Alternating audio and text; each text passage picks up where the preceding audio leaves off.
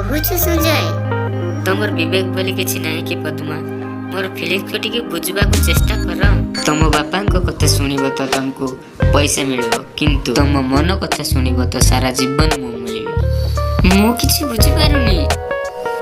My dear Padma सुन मु कहूची झियो जन्म हैला परे बापा माने समस्ते झियो को हाथ मुटारे नहीं जानती केमिति मो झियो भलो पड़िबो और तापरे भलो घर देखि बाहागर कर दियंती।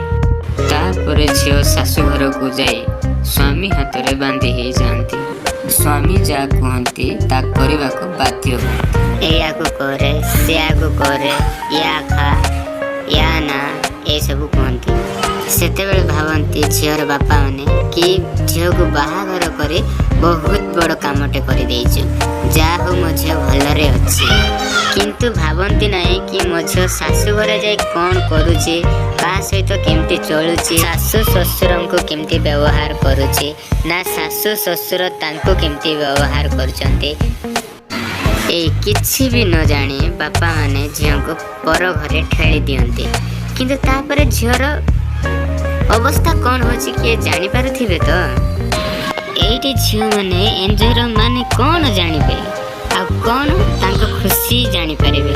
बाहा हे झियो माने सासु ससुर घरे ही तो लाइफ बर्बाद कर देले से माने आगो को कौन एंजॉय करिवे।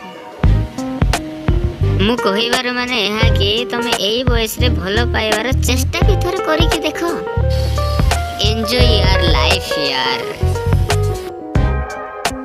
एंजॉय करबा को हेले कोन करबा को पड़िबो संजय।